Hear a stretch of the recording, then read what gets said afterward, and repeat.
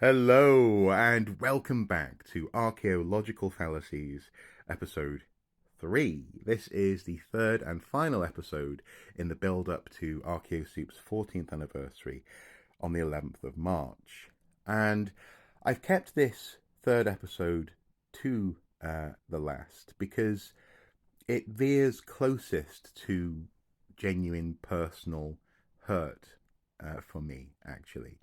And I've wanted to be careful that my observations that do have a bearing on the broader practice of archaeology, particularly in the UK, are rooted in genuine concern, as opposed to, for example, perhaps still being hurt, or even potentially accusations of having a grudge.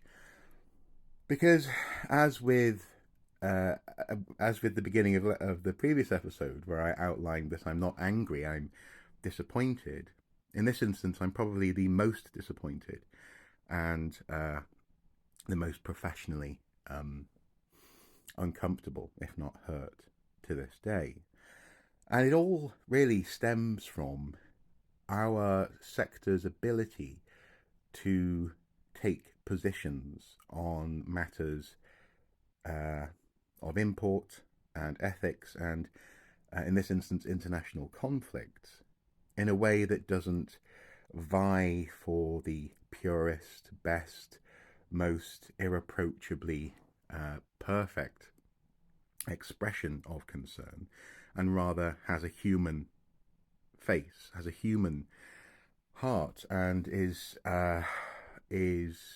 more concerned about being heard than simply being correct in the most acceptable way possible. Hopefully, this will become clear as I explain. But you may, if you follow me on TikTok or, for example, on the YouTube channel, know that a couple of years ago now I put out a bit of a critical call, really, for action. I requested that, for example, the Council for British Archaeology, CIFA, and others uh, expressed concern openly for our archaeological colleagues in Ukraine that perhaps they might want to talk about the effects of conflict on physical heritage as well as people, and also intangible culture. The fact that total war can destroy these things so quickly, and not least, of course,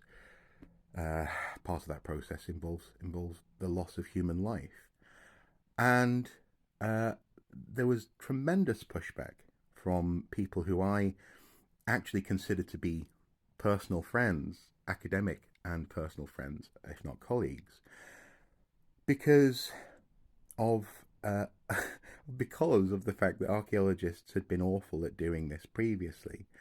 So I was frustrated in putting out a call because for the past decade, if not longer, archaeology in the UK has been very quiet on this stuff. In Afghanistan, in the Middle East, for example, in 2015, when Khaled al-Assad was executed by ISIS, to this day, there's nothing on the Council for British Archaeology's Twitter feed, for example, about that loss of an archaeologist, of the position of cultural heritage in archaeology as a target for conflict, and just human sorrow, human empathy for that loss, and and so this frustration of this sort of professional engineered silence did boil over with me when the Ukraine conflict kicked off, the Russia's war in Ukraine kicked off,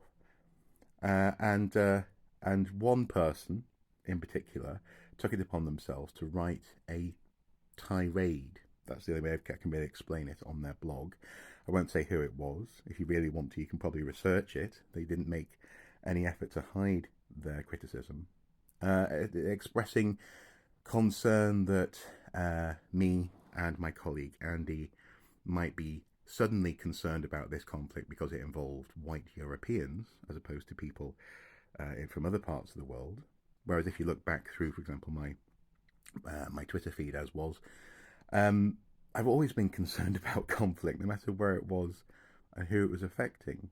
I've always took a view that archaeology and physical and cultural heritage is part of these conflicts, and therefore we should have an opinion on them, and we should express concern and solidarity when and where we can.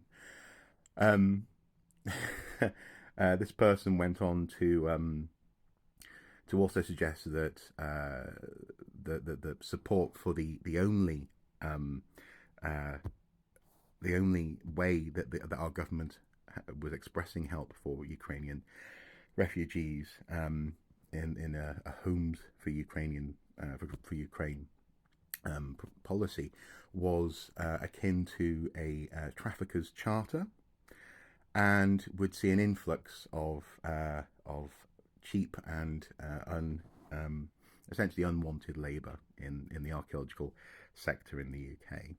That we were being grossly um, irresponsible by supporting what was not perfect legislation. Um, I can't tell you how many times over the past couple of years I and Andy have been tempted to go through that blog post and just tear it apart. It was grossly inaccurate. It was borderline actionable in terms of how it described us and our motivations and our previous work. And more to the point, unfortunately, it convinced friends and colleagues that we were wrong. I literally had people calling me, messaging me, saying, "Come on now, Mark. Maybe you need to step back from this, step down from this. You know, this isn't our place. You know, to be commenting on such things. After all, if we comment on Ukraine now, then why hadn't we commented on, for example, conflict in Lebanon? I think it was happening at the same time at that point, or conflict in other parts of the world. Why are we doing it suddenly?"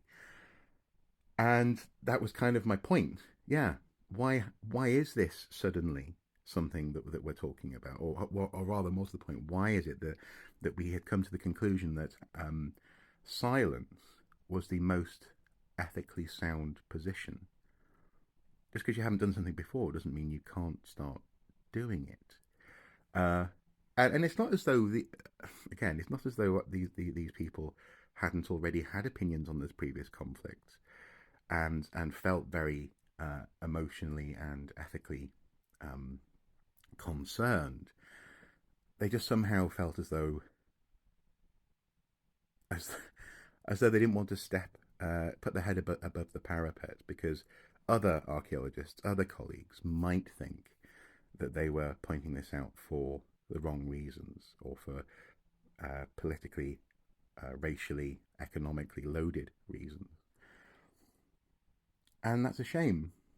It's a shame that that the consensus was, and still is, that best practice is silence. Whereas we've seen, for example, with the conflict in Gaza, um, uh, a one notable voice. This is something that I pointed out to Professor Howard Williams. One notable voice in UK archaeology. I'm afraid the group escapes me for the moment, but I'll put the logo on screen.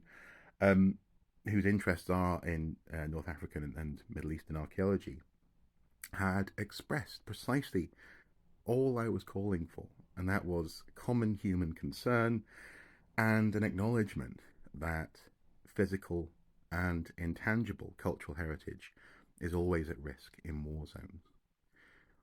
And it feels like an opportunity was missed, particularly when Ukraine began, to have a grown up pivot point, a redirect, where we could offer open public conversation about how warfare is done and what is at risk in warfare. Uh, and it's okay as archaeologists to have a concern for archaeological monuments, because we also are concerned, by definition, about the people in harm's way. Anyway, groupthink, a fear of standing out, and potentially a twisted sense of best practice is the subject of this final episode. Thanks for listening.